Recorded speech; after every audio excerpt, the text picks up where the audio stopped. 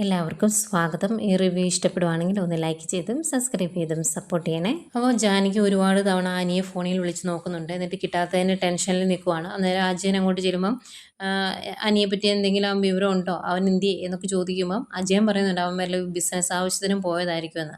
അന്നേരം ജാനകി അത് വിശ്വസിക്കുന്നില്ല. ജാനകി പറയും അങ്ങനെയാണെങ്കിൽ ആദർശെങ്കിലും അറിയണ്ടേ പോയ കാര്യം, നിങ്ങളും അറിയണ്ടേ, അതൊന്നും അല്ല സംഭവം. അവനെ ഇപ്പം വിളിച്ചിട്ട് കിട്ടുന്നില്ല, അല്ലെങ്കിൽ ഇങ്ങനെ ഒരു അവസ്ഥയില്ലായിരുന്നു. ഞാൻ വിളിച്ചാൽ എപ്പോഴാണെങ്കിലും അവൻ ഫോൺ എടുക്കുന്നതായിരുന്നു, ഇപ്പോൾ ഫോൺ എടുക്കുന്നില്ല.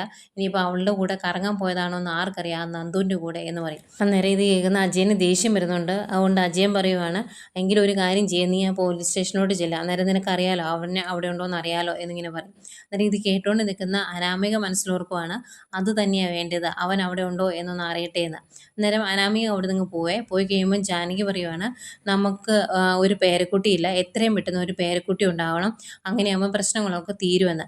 അന്നേരം അജയൻ പറയുന്നുണ്ട് അങ്ങനെ ഉടനെ ഒരു കുട്ടി ഉണ്ടാകേണ്ട കാര്യമൊന്നുമില്ല, അവരുടെ ജീവിതം ഇനിയും നേരാവണ്ണം ആയിട്ടില്ല, അവർ ഒരുമിച്ച് മുന്നോട്ട് പോകുമോ എന്നറിഞ്ഞതിന് ശേഷം ഒരു കുട്ടി ഉണ്ടായാൽ മതി എന്ന് പറയുമ്പം ജാനകി ദേഷ്യപ്പെടുവാണ്. അതെന്തിനാണ് നിങ്ങൾ അങ്ങനെയൊക്കെ പറയുന്നത്, അബിക്ക് ഒരു കുട്ടിയുണ്ട്, അതുപോലെ ആദർശനും ഒരു കുട്ടിയുണ്ട്, നമുക്കാണ് ഒരു പേരക്കുട്ടി ഇല്ലാത്തത്, അങ്ങനെ മറ്റുള്ളവരുടെ കുട്ടികളെ സ്നേഹിക്കേണ്ട കാര്യമൊന്നും എനിക്കില്ല എന്ന് പറയുമ്പം അജയൻ ചോദിക്കുന്നുണ്ട് മറ്റുള്ളവരുടെ കുട്ടികളോ, ഈ കുടുംബത്തിലെ തന്നെ കുട്ടികളില്ല അതെന്ന് ചോദിക്കുമ്പോൾ ഓ അങ്ങനെയൊന്നും ഞാൻ കരുതിയിട്ടില്ല, ആ ചന്തുമോൾ ഇങ്ങോട്ട് വലിഞ്ഞു കയറി വന്നതല്ലേ, അതിനെയൊന്നും സ്നേഹിക്കാൻ എനിക്ക് പറ്റില്ല, എനിക്ക് എന്താണെങ്കിലും എൻ്റെ സ്വന്തം പേരക്കുട്ടിയെ തന്നെ സ്നേഹിക്കണം എന്നൊക്കെ പറയുന്നുണ്ട്. ഈ സമയം നമ്മുടെ നന്ദുവിനെ കാണിക്കുന്നുണ്ട്. നന്ദു ആകെ ടെൻഷനിലാണ്, അനിയെ കാണാത്തതുകൊണ്ട് പല സ്ഥലങ്ങളും അന്വേഷിച്ചു എന്നിട്ടും കണ്ടെത്താൻ പറ്റുന്നില്ല. അന്നേരം ആകെ ടെൻഷനാകുന്നുണ്ട്.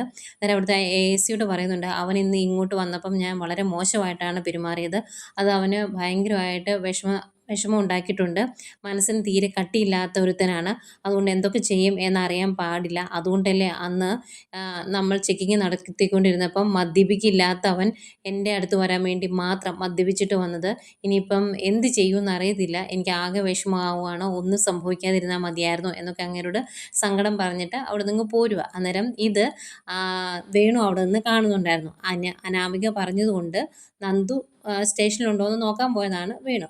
ഏതായാലും നന്ദു പോലീസ് ജീപ്പിൽ കയറി പോണ കണ്ടപ്പോൾ അവിടെ നന്ദു ഉണ്ടായിരുന്നു എന്ന് മനസ്സിലായല്ലോ, അതുകൊണ്ട് അത് അനാമികയെ വിളിച്ച് അറിയിക്കുവാണ് മോളെ നന്ദു ഇവിടെ ഉണ്ട്, അവൻ കറങ്ങാൻ പോയേക്കുന്നത് അവളുടെ കൂടെ അല്ല എന്ന്.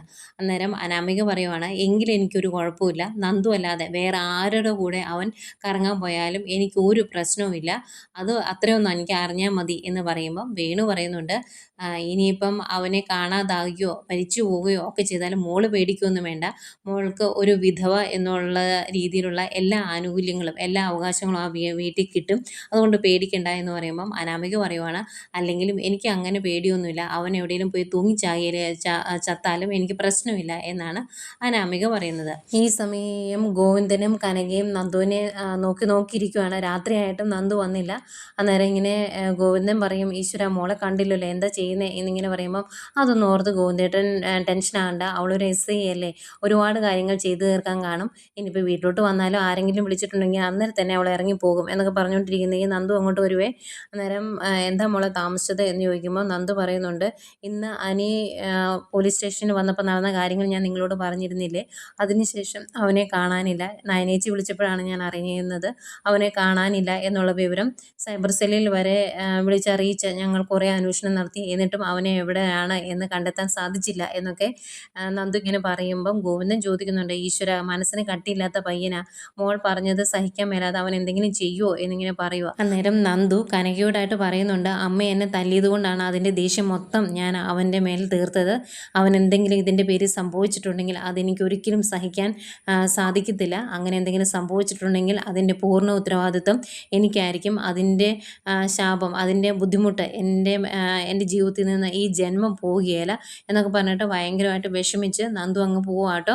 അന്നേരം നന്ദു അകത്തോട്ട് കയറി പോയി കഴിയുമ്പോഴേക്കും ആകെ ടെൻഷൻ കനക ഗോവിന്ദനോട് പറയുവാണ് ആ ജോത്സ്യൻ പറഞ്ഞ പോലുള്ള കാര്യങ്ങളെല്ലാം സംഭവിക്കുവാണ്, എനിക്ക് പേടിയാവുന്നുണ്ട് എന്ന് പറയുമ്പം ഗോവിന്ദൻ ചോദിക്കും അതിനിപ്പോൾ എവിടെ എന്താ സംഭവിച്ചത്, അനിയെ കാണാനില്ല എന്നല്ലേ പറഞ്ഞത്, അവനെ കുറച്ച് അന്വേഷിച്ച് കഴിയുമ്പം കണ്ടെത്തുമായിരിക്കും, അങ്ങനെ വേറെ പ്രശ്നമൊന്നും സംഭവിച്ചിട്ടില്ലായിരിക്കും എന്നൊക്കെ പറയുമ്പം കനക പറയുന്നുണ്ട് അതുകൊണ്ടല്ല ഞാൻ പറഞ്ഞത്, അനി ഇപ്പം തിരിച്ചു വരുവാണെങ്കിൽ തന്നെ ഇനി അനിയോട് വളരെ മോശമായിട്ട് പെരുമാറാനോ എന്നെ കാണാൻ വരരുതെന്ന് പറയാനോ ഒന്നും പറ്റില്ല, നന്ദുവിന്. അത് എനിക്ക് ഭയങ്കര ബുദ്ധിമുട്ടാക്കുമല്ലോ. അങ്ങനെ ഒരു അവസ്ഥ വന്നു കഴിയുമ്പോഴത്തേക്കും അനിയുടെ വീട്ടുകാരും ആ രീതിയിൽ ഒരു അവസ്ഥയിലേക്ക് എത്തും. അങ്ങനെ സംഭവിച്ചിട്ടുണ്ടെങ്കിൽ അനാമികമായിട്ട് ഡിവോഴ്സും നടക്കുവാണെങ്കിൽ അവരെല്ലാവരും കൂടി നന്ദുവിനെ അനന്തപുരിയിലേക്ക് കൊണ്ടുപോകാൻ തീരുമാനിച്ചിട്ടുണ്ടെങ്കിൽ അനിയുടെ മുത്തശ്ശൻ അങ്ങനെ ഒരു ആലോചന മുന്നോട്ട് വയ്ക്കും. അപ്പോൾ നമ്മൾ എന്ത് ചെയ്യും? അനന്തപുരിയിലേക്ക് നന്ദുവിനെ വിടാൻ ഏതായാലും ഞാൻ ആഗ്രഹിക്കുന്നില്ല എന്ന് കനക പറയുവാണ്. അന്നേരം ഗോവിന്ദൻ പറയുന്നുണ്ട്, ഇങ്ങനെയൊക്കെ സംഭവിക്കുമെന്ന് ഉറപ്പൊന്നുമില്ലല്ലോ, അതോർത്ത് നീ ടെൻഷൻ ആകണ്ട എന്നൊക്കെ പറഞ്ഞ് ആശ്വസിപ്പിക്കുക. ഈ സമയം ജാനകിയും അനിയെ വിളിച്ചുകൊണ്ടിരിക്കുകയാണ്. കിട്ടാത്തതിൻ്റെ വിഷമത്തിൽ ഇങ്ങനെ നിൽക്കുമ്പോൾ അങ്ങോട്ടേക്ക് അജയൻ വരും. അന്നേരം അജയനോട് ഈ കാര്യം പറയുമ്പോൾ അവൻ പുറത്തെവിടെയെങ്കിലും കാണും, കൂട്ടുകാരുടെ കൂടെ എവിടെയെങ്കിലുമൊക്കെ കാണും, അവൻ ഇങ്ങോട്ട് വന്നോളും എന്നൊക്കെ പറയുക. അന്നേരം ജാനകിക്ക് ആകെ ടെൻഷൻ. ഈശ്വര, ഇങ്ങനെ അവൻ ഫോൺ എടുക്കാതിരുന്നിട്ടൊന്നുമില്ല, ഇങ്ങനെ മാറി നിന്നിട്ടുമില്ല, എനിക്ക് പേടിയാവുന്നുണ്ട് എന്ന് പറയുമ്പം അജയൻ പറയുന്നുണ്ട്, അതെങ്ങനെയാ, അവൻ ഈ വീട്ടിലോട്ട് വന്നാൽ മനസ്സമാധാനം ഉണ്ടോ? അവൻ എപ്പോഴും പറയാറുണ്ട് ഈ വീട്ടിലോട്ട് വരാൻ പോലും അവന് തോന്നുന്നില്ല എന്ന്. അങ്ങനെയല്ലേ നിൻ്റെ മരുമകൾ അവനോട് പെരുമാറുന്നത്? അപ്പോൾ പിന്നെ ആരെയാ തെറ്റ് പറയാൻ പറ്റുന്നത് എന്ന് പറയും. അന്നേരം ജാനകി പറയുന്നുണ്ട്, അവൻ്റെ ഭാഗത്ത് തന്നെയാണ് തെറ്റ്. അവൻ ആ നന്ദുവിൻ്റെ പുറകെ നടന്നുകൊണ്ടല്ലേ അനാമിക മോൾ അങ്ങനെയൊക്കെ പെരുമാറുന്നത് എന്ന് ചോദിക്കും. അന്നേരം അജയൻ ദേഷ്യപ്പെട്ട് പറയുന്നുണ്ട്, നീ എപ്പോഴും പറയാറുണ്ട് നയനമോളും നന്ദുവും അവരുടെ വീട്ടുകാരും ഒക്കെ അഴിഞ്ഞാട്ടക്കാരാണ്, ചീത്ത ആൾക്കാരാണ് എന്നൊക്കെ. എങ്കിൽ ആ പ്രയോഗങ്ങളെല്ലാം നന്നായിട്ട് ചേരുന്നത് നിൻ്റെ മരുമകൾക്കാണ്. കാരണം അവൾ പുറത്തിറങ്ങി അഴിഞ്ഞാട്ടി നടക്കുവാണ്. എനിക്കിപ്പം എൻ്റെ മരുമകളാണ് അവൾ എന്ന് പറയാൻ പോലും നാണക്കേടാണ് എന്നൊക്കെ പറയുമ്പോഴും ജാനകി അനിയനെയാണ് കുറ്റപ്പെടുത്തുന്നത്. അവൻ അങ്ങനെ നടക്കുന്നതുകൊണ്ടല്ല അനാമിക മോൾ അങ്ങനെ ചെയ്തത് എന്ന്. അന്നേരം അജയൻ ചോദിക്കും, സ്വന്തം ഭർത്താവ് ഒരു തെറ്റ് ചെയ്തിട്ടുണ്ടെങ്കിൽ അത് പറഞ്ഞ് മനസ്സിലാക്കി തിരുത്തി സ്നേഹിച്ച് കൂടെ കൊണ്ടുവരുവാണ് ചെയ്യേണ്ടത്. അല്ലാതെ അതേ തെറ്റ് ഞാനും ചെയ്യുമെന്ന് പറഞ്ഞാൽ ചാടി പുറപ്പെട്ട് ഇറങ്ങുകയല്ല ചെയ്യേണ്ടത്. ഇതൊന്നും പറഞ്ഞാൽ നിനക്ക് മനസ്സിലാകുകയില്ല എന്നൊക്കെ പറയുമ്പം ജാനകി പറയുന്നുണ്ട്, എന്തൊക്കെ പറഞ്ഞാലും എൻ്റെ മരുമകളെ കുറ്റം പറയാനും അവളെ ഇവിടുന്ന് ഇറക്കി വിടാനും ഞാൻ അനുവദിക്കത്തില്ല. എൻ്റെ മകൻ്റെ ഭാഗത്തും തെറ്റുണ്ട്, അതുകൊണ്ടാണ് ഇതൊക്കെ സംഭവിച്ചത് എന്ന് പറയും. അങ്ങനെ അവർ കുറച്ച് അങ്ങോട്ടും ഇങ്ങോട്ടും ഓരോ കാര്യങ്ങൾ പറഞ്ഞ് ദേഷ്യപ്പെടുകയൊക്കെ ചെയ്യുന്നുണ്ട്. ഈ സമയവും അനാമികയ്ക്ക് ഒരു കൂസലും ഇല്ല. അനാമിക നാളെ പുതിയ സിനിമ കാണാൻ പോകാനും കറങ്ങാൻ പോകാനുള്ള പ്ലാനൊക്കെ പുതിയ കാമുകനോട് ഡിസ്കസ് ചെയ്ത് തയ്യാറാക്കിക്കൊണ്ടിരിക്കുകയാണ്. നമുക്ക് നാളെ സിനിമയ്ക്ക് പോകണം, അത് കഴിഞ്ഞ് റെസ്റ്റോറൻറ്റിൽ പോകണം, കറങ്ങി വൈകിട്ടേ ഞാനിങ്ങോട്ട് തിരിച്ചു വരുള്ളൂ, എൻ്റെ വീട്ടിൽ പോകുവാണ് എന്ന് പറഞ്ഞ് ഞാൻ ഇവിടുന്ന് ചാടാം എന്നൊക്കെ പറഞ്ഞുകൊണ്ടിരിക്കുമ്പോഴാണ് അങ്ങോട്ട് ജാനകി വരുന്നത്. എന്നിട്ട് മോൾ ആരെയും വിളിച്ചുകൊണ്ടിരുന്നതെന്ന് ചോദിക്കും. ജാനകി വരുന്ന കാണുന്ന ഫോൺ കട്ട് ചെയ്യുവേ.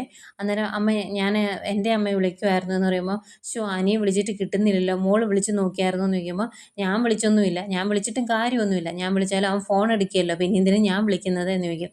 അന്നേരം ജാനകി പറയുന്നുണ്ട്, ഇത്രയും നേരം ഞാൻ അവനെ വിളിച്ചുകൊണ്ടിരിക്കുമായിരുന്നു, അവൻ ഫോൺ എടുത്തിട്ടില്ല, എന്തെങ്കിലും സംഭവിച്ചോന്ന് അറിയില്ല, എനിക്ക് ആകെ ടെൻഷൻ ആകുന്നുണ്ട് എന്നൊക്കെ പറയുമ്പം അനാമിക പറയുന്നുണ്ട്, അതൊന്നും ഓർത്ത് അമ്മ വിഷമിക്കണ്ട, അവൻ മിക്കവാറും ആ നന്ദുവിൻ്റെ കൂടെ കാണും, നന്ദുവിൻ്റെ ഡ്യൂട്ടി സമയം കഴിഞ്ഞ് രണ്ടും കൂടെ കറങ്ങാൻ പോയതായിരിക്കും, അതുകൊണ്ട് അതിനകത്ത് ടെൻഷൻ അടിക്കേണ്ട കാര്യമൊന്നുമില്ല എന്ന് പറയും. എന്നിട്ട് പറയുന്നുണ്ട്, ഇങ്ങനെ പോവുകയാണെങ്കിൽ ഒരുപാട് കാലമൊന്നും ഞാനിവിടെ കാണില്ല, മിക്കവാറും ഡിവോഴ്സിലേക്ക് തന്നെ എത്തുമെന്ന് പറയുമ്പോഴേക്കും ജാനകി, അയ്യോ എൻ്റെ പൊന്നു മോളല്ലേ, മോൾ അങ്ങനെയൊന്നും ചിന്തിക്കരുത്, മോള് കുറച്ചുകൂടി ഒന്ന് ക്ഷമിക്കുക, എല്ലാം ശരിയാകും, അമ്മ ശരിയാക്കി തരാം എന്നൊക്കെ പറഞ്ഞ് ആശ്വസിപ്പിച്ചിട്ട് അങ്ങോട്ട് പോവാണ്.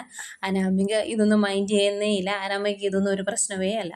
ഏതായാലും ജാനകി പോയതിന് ശേഷം അനാമിക വേണുവിനെ വിളിച്ച് പറയുന്നുണ്ട്, പോലീസ് സ്റ്റേഷൻ പരിസരത്തൊക്കെ ഒന്ന് പോയി കറങ്ങണം, അതുപോലെ നന്ദുവിൻ്റെ വീടിൻ്റെ പരിസരത്തൊക്കെ ഒന്ന് പോയി കറങ്ങണം, അനി അവിടെ എങ്ങാനും ഉണ്ടോ എന്നറിയാൻ വേണ്ടി. അന്നേരം ഈ കാര്യങ്ങൾ രേവതിയോട് പറയുമ്പോൾ രേവതി ചോദിക്കും, ഈ രാത്രി പോകേണ്ട കാര്യമുണ്ടോ, നിങ്ങൾ പുറത്ത് പോയിട്ടുണ്ടെങ്കിൽ ഇനിയിപ്പോൾ ആ നന്ദുവിൻ്റെയും കൂട്ടുകാരുടെ ഫ്രണ്ടിലാണ് പോയി ചാടുന്നെങ്കിൽ പിന്നെ അടി കിട്ടുമെന്നൊക്കെ പറയുമ്പോൾ, രണ്ടടി കിട്ടിയാലും വേണ്ടില്ല, മോള് പറഞ്ഞതല്ലേ ഒന്ന് പോയി റോന്തി വിട്ടിട്ട് വരാമെന്ന് പറഞ്ഞാൽ അങ്ങേരെ അന്വേഷിക്കാനായിട്ട് ഇറങ്ങുന്നുണ്ട്.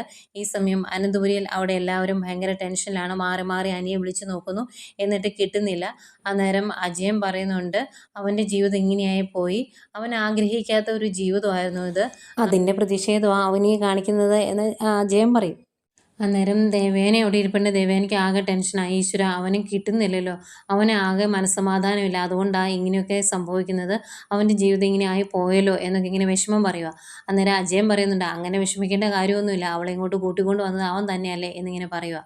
അന്നേരം ആദർശ് പറയുന്നുണ്ട്, അവൻ അങ്ങനെ കൂട്ടിക്കൊണ്ട് വന്നതൊന്നുമല്ല, അവൻ പലപ്പോഴും ആ കല്യാണം മുന്നോട്ട് പോയപ്പം പറഞ്ഞിട്ടുണ്ട് അവൻ അതിന് താല്പര്യമില്ല എന്ന്, നമ്മളാണ് ബലം പ്രയോഗിച്ച് അവന് വിവാഹം കഴിപ്പിച്ചത് എന്ന് പറയുക. അന്നേരം അജയൻ പറയും, അങ്ങനെ ഒരു കാര്യം ഉണ്ടായിരുന്നു എന്ന് നമുക്കറിയത്തില്ലായിരുന്നല്ലോ. അറിയാവുന്നവരൊന്നും തുറന്ന് പറഞ്ഞുമില്ല. മോൾക്ക് അറിയാവുന്നതായിരുന്നല്ലോ എനിക്ക് ഈ വിവാഹത്തിനോട് താല്പര്യമില്ല എന്നും നന്ദുവിനോടാണ് താല്പര്യമെന്നും. എന്നിട്ട് മോളും പറഞ്ഞില്ലല്ലോ എന്നൊക്കെ പറയുമ്പോൾ നയന പറയുന്നുണ്ട്, അതിപ്പോഴും അങ്ങനെ തന്നെയാണ്. നന്ദു ഇങ്ങോട്ട് വരുന്നതിനോട് എനിക്ക് ഒട്ടും താല്പര്യമില്ല എന്നിങ്ങനെ പറയുക കേട്ടോ. അന്നേരം ആകെ വിഷമമാവുന്നുണ്ട് ആ ജയനും ദേവേനിക്കും എല്ലാവർക്കും. അന്നേരം ജയൻ പറയുന്നുണ്ട്, എത്ര എത്ര നല്ല ആലോചനകൾ വരണ്ടായിരുന്നു, എത്ര ഒക്കെ നല്ല പെൺകുട്ടികൾ ഉണ്ടായിരുന്നായിരുന്നു, എന്നിട്ട് അവൻ്റെ ജീവിതത്തിലോട്ട് കയറി വന്നത് ഇതുപോലെ ഒരു രാക്ഷസിയായി പോയല്ലോ എന്ന് ജയൻ പറയുന്നു.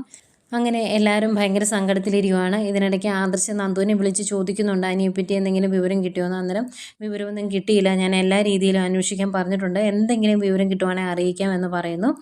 ഏതായാലും അവരുടെ സങ്കടങ്ങളെല്ലാം പറഞ്ഞ് അങ്ങോട്ടും ഇങ്ങോട്ടും പറഞ്ഞിരിക്കുന്നവരെ കാണിച്ചുകൊണ്ടാണ് ഇന്നത്തെ എപ്പിസോഡ് അവസാനിക്കുന്നത്.